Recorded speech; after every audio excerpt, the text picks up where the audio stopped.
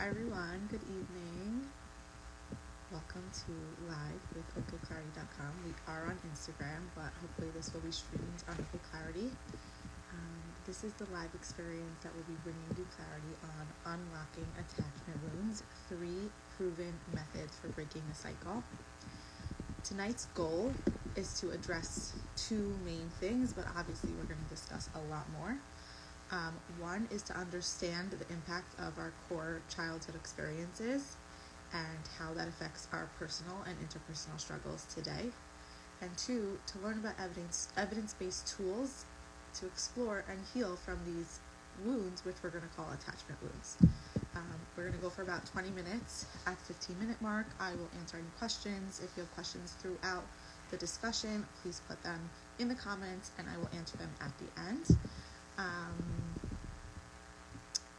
I am Bassy Schwartz. I'm a licensed marriage and family therapist, and I specialize in using the emotionally focused therapy approach to address how we relate to ourselves and ultimately how we interact in our relationships, which is prevalent for everyone, which is why I love emotionally focused therapy and how deep it goes into what we need internally to be able to be our best and wholest selves in our relationships, which are really what make our lives go round. You can learn more about me and my work at my page on OKclarity.com. We are so busy in our everyday lives, and we do not take enough time to stop and really reflect on the patterns that may be perpetuating or different things that might be familiar that are repeating that could be traced to some experience that we've had. And I know it's like a cliche, like you go to therapy and they're like, everything is your parents. And that is sometimes true, often true, I'm going to be honest. But there's also a big element of just core experiences. And those core experiences that were negative and often come with us for a long time or until they're healed are what we're going to call tonight attachment wounds. Wounds that really got down to our core of the way we relate to people in the world. So that could be something to do with parents, something to do with another primary caregiver, something to do with someone who's close in your family, something to do with a friend or an experience where you're supposed to be safe and you're supposed to be able to securely attach when you couldn't. So that could be a bully, something that happened at school, some kind of trauma, some kind of abuse. These are all attachment wounds that have to do with other people in your life who you were supposed to be able to safely depend on and you couldn't. And since everyone is a product of their emotional experiences, whether we like it or not, we resort to these experiences as a blueprint for how we should show up in the world.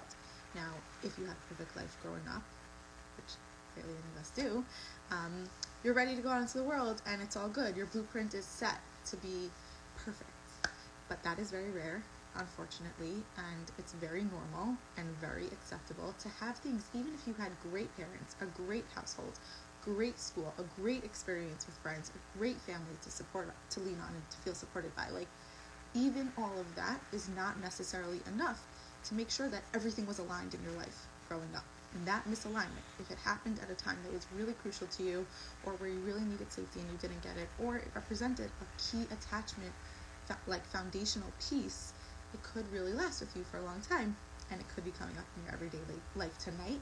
And that is the emotional blueprint that I keep referencing in my talks. Like, that is what is setting the scene for how your brain and your heart are going to attach and connect to different things in your life.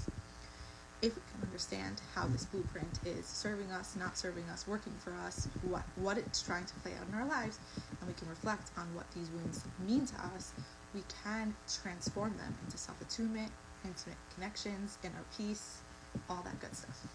I got really excited there. There's also a personal element to this topic for me. I'm a root cause kind of gal. Like, I want to get to the bottom of things, and emotionally focused therapy is a really amazing model for me, personally and professionally, for that reason. I know there's so many different models of therapy, and I know that there's so many different approaches to life, and I'm not going to address all of them right now. I'm just going to speak to one that really works for me, and maybe it works for you too. If it does, feel free to reach out and we can talk about it more. I literally talk to you about this all day, everywhere I go, because I really believe that there are things that happen in our everyday lives, and they're cool, or sometimes not cool, and there is a theme that exists in us. There are core feelings, core to us, foundational pieces of us that represent a lot of the minutia that happen in our everyday lives, and they're meaningful. They're not out of nowhere, I'm not saying every time you pick one cereal over another off the shelf, it's like meaningful in your psyche. Maybe it is, maybe it's not. But I do feel like the way we engage with the people in our lives, the way we talk to ourselves, the way we feel about ourselves, our self-esteem, our self-worth, the way we deal with our children, the way we deal with our spouses, the way we deal in the workplace, like these things are really like symbolic of how our inner psyche works on a safety level, on an emotional level. And I think that the root cause of that blueprint, of that, map in our psyche of how to show up in the world is really our essence, or an essence that we had to build to function in an unsafe world, or a world that didn't work for us. So I love getting to the bottom. Like, where did I learn this? How is it affecting me? How is it familiar? What do I want to do about it? Do I want to keep going in my life? Do I want to maybe quiet it down in my life? Maybe it served me 10 years ago. Maybe it served me in this relationship, but it's not serving me in that relationship.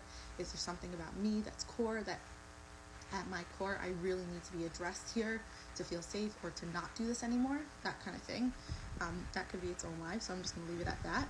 But I do want to mention that you're going to keep seeing this in me, and it's very core to my practice and my personal development, and I truly believe that there is so much thematic and consistent parts of ourselves that come up that we may not really look into, and that looking into those things and kind of like seeing them as a bigger picture kind of thing can be really redeeming and liberating in its own way.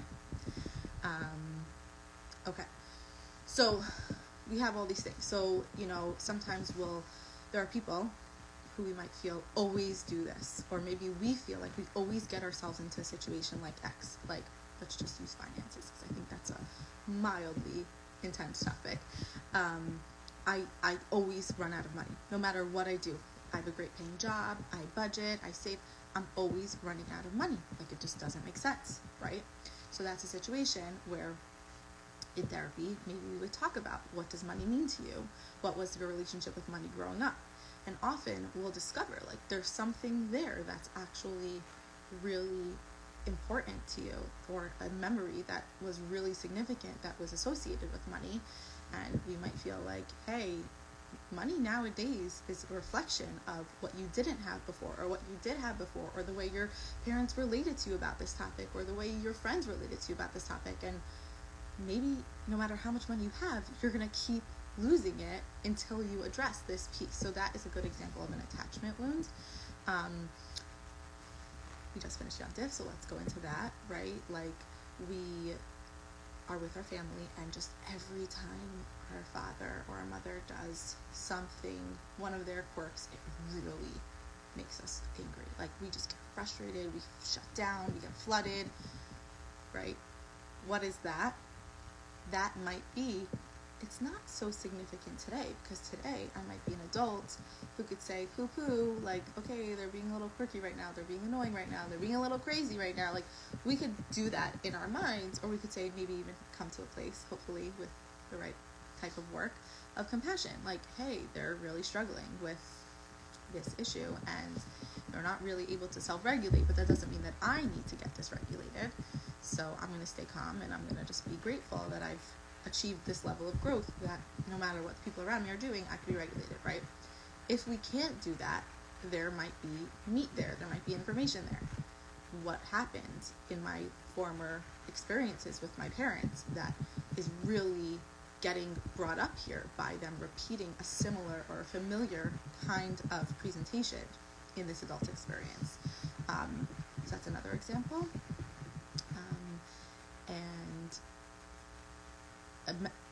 Definitely romantic relationships and parenting, I find, really, really bring these things up. Like, we are trying to connect with our partner, but every time we ask them for what we need, we don't get it. We're frustrated, and we're feeling so dismissed and so neglected, right? And that keeps happening. It cannot be stopped. No matter what we try, it can't be stopped. To me, I would look at that in a relationship, which is the main part of the work. I do couples therapy, or an individual who can't keep a relationship, or keeps getting in a fight with their partner, or just doesn't seem to be able to hold on to a group of friends. Same kind of work of what is really blocking us here. Like, there's some block. Is it the way we're communicating our needs? Is it how much we expect when we communicate our needs? Is it that we're taking on a sort of codependent approach with the other person in this relationship and saying, they're not giving me what I need, but I'm willing to take on most of the work and accept that, and that's just, even if I tell them what I need, I don't really let them or ask them to fulfill it. So there's so many things there. And then we would go into, in my core, primary foundational experiences in life, did I learn that asking for my needs won't get my needs met? I need to also do the work, even if I say it out loud. Or that I can't express my needs, but I have really high expectations of them getting done, and maybe I'll express them in a very subtle kind of way, or in a very I think I'm asking for what I need kind of way, but I'm not really willing to go all the way and say no, this is what I truly need, and I'm going to spell it out for you, right? So there's different levels. There's a spectrum of really being able to feel comfortable to ask for what we need. And I do find, public service announcement, I do find very often that we think we've stated our need, but we maybe really just dropped breadcrumbs. Maybe we think that we explicitly asked for there to be no clutter on the Shabbos table an hour before Shabbos, but maybe we just said, can everyone please put their stuff away? That kind of thing. Explicit is subjective, and it needs to be addressed. And if we don't feel safe or comfortable investigating into that because we have a block there because it was really painful for us in the past, we're not going to even be able to have the vision to say okay, it's not working that I'm saying an hour before Shabbos everyone needs to get rid of their clutter. That is not working anymore. And I can not get frustrated, I cannot get resentful. I can actually just sit down with the people who I'm expecting this from and be why aren't you getting the picture? And then we will say, you're always asking us to get rid of the clutter, but I didn't realize you really want there to be a rule that it needs to be done, because I didn't know that was so important to you. I thought it was okay, if we have time, we'll do it, And that kind of work is what makes the world go round. And we often have a lot going on in our heads that's conscious, subconscious, available to us, not available to us, that we're repeating a certain pattern. And maybe that person in childhood would not feel comfortable asking for things outright, and would feel unsafe or unworthy, or held back from doing that for a good reason in childhood. That's not a good reason in adulthood, because now we're not getting our needs met. There's clutter on the table and we are cleaning it up when we don't really have time or capacity. So slowing down our interactions with ourselves, with the people around us, and noticing familiar feelings, familiar patterns, resentments, people pleasing, these are symbols to us, or just a general level of anxiety. I know anxiety is a really, really, really, really hot topic right now. And again, is anxiety always anxiety, or is it a lack of ability to self-attune? And that lack of self-attunement is not only dysregulating in its own right, because we're just not aligned and not calibrated with ourselves, which is very dysregulating on its own, but it also means that we don't have the clarity to self-soothe, or to ask for what we need, or to ask for help, or to communicate properly. And that is creating more issues, and that makes more anxiety. So just a different way to reframe that. And again, that root cause approach. So we want to notice, are we feeling misaligned? Are we feeling everything's just falling apart? Are we feeling whatever we try to do, there's always chaos in our lives, or there's always a lacking in our lives, or a loneliness in our lives? That is where I want to start talking about attachment wounds. And there's something here that is symbolic of a bigger issue, or a more core issue. Maybe it's not so big, maybe it's just core, and we didn't think of it as core. We thought of it in the present, and it needs to be addressed in, the past too. Often people want to do this and don't necessarily know how, or often people try to do this and, care a lot, or don't even know they're doing it. There's so many different issues with this type of investigation. There's so many different roadblocks that the therapist is often the place where we can start to do this exploration. And again, it's amazing, and it can be so liberating and so soothing, and we don't have to live with this anxiety. We don't have to live with this depression. We don't have to be in this state of disarray inevitably, just because we don't even know where to start. We don't even know where to begin. Plus, so there's the sorting out, which the therapist is there to help you with, either in individual therapy or couples therapy. There's a lot of sorting out and rewiring. But there's also something really unique about therapy, which maybe you don't know yet, that the relationship with the therapist, who is a safe place, who is dependable, who is consistent, who is reliable, who is attuned with you, who is aligned with you, who is not judgmental, who is really there to hear the thoughts and feelings that you didn't feel like you could express growing up, you still don't feel like you can express to your parents, or you still don't feel, or to whoever the wounds occurred with, or you still don't feel like it can be something you talk about or really engage with in your life outside of therapy. That relationship with the therapist, of having an exchange with someone who is open and available and non-judgmental to talk about this, is rewiring in itself, is reconfiguring the way you connect with people. And now you're having an experience where there's someone you can connect with on a very wholesome and safe level, and maybe you don't have that in so many areas of your life, or any at all, and now you can realize it can exist, and the caliber for who you want to connect and how you want to connect goes up, because now you know that a therapist can offer this to you, and there's people in the world who can offer this to you. Maybe that's the caliber you want to have in your everyday life as well, and you need to figure out how to get your relationships there. Maybe that means asking for different things, maybe that means being open about different things, maybe that means certain relationships aren't serving you anymore, maybe that means setting boundaries, all of the above. And it's a real springboard for reflecting and healing and reconfiguring these unsafe relationships. Another thing that we can do in therapy is re-experience the attachment wound, right? Often we're too young, too unemotionally developed, emotionally undeveloped, or just too deep in the pain, too deep in the chaos, too deep in the actual environment to remove ourselves and say, hey, like, that was really not working for me. That was a real problem for me. I need help with that. Sometimes in therapy, we actually have to go back and say, what happened there? What did happen on that day? Because that day was the day of a simcha. That was supposed to be a great day. I remember that day really well, but ever since that day, I don't feel comfortable with X, Y, and Z. Okay?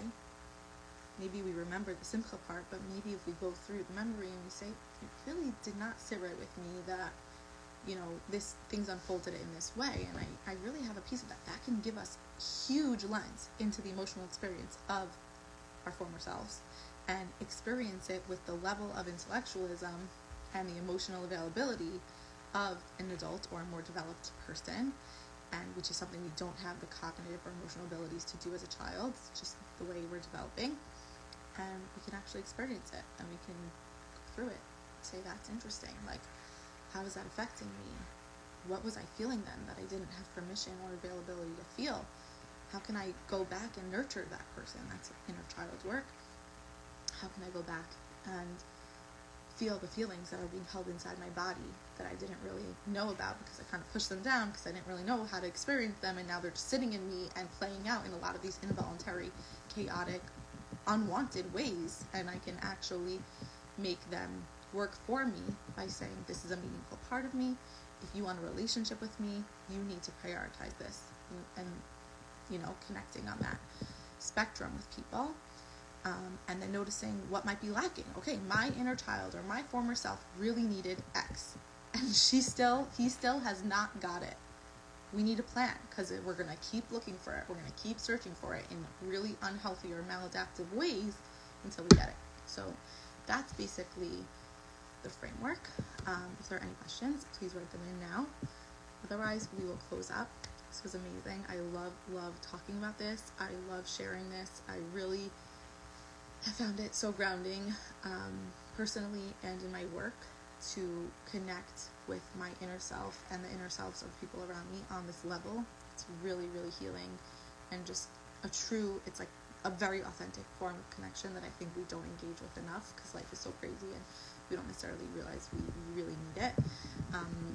I hope that you got some clarity on how we can unlock attachment wounds, and we can become cycle breakers, and people who do not just perpetuate these unhealthy or non-purposeful mechanisms of functioning in our lives that really just are not working for us anymore, and don't work for our families, and don't work for our relationships, and that you walk away with a sense of hope that you can change the trajectory of your connections, and especially with yourself, that you can find that inner peace and reduce the anxiety, reduce the avoidance, reduce the chaos, and really be like very whole and present with yourself, which is a really, really beautiful thing that I don't know if everyone gets to achieve, and more people should achieve it. And my mission is to be the facilitator of that.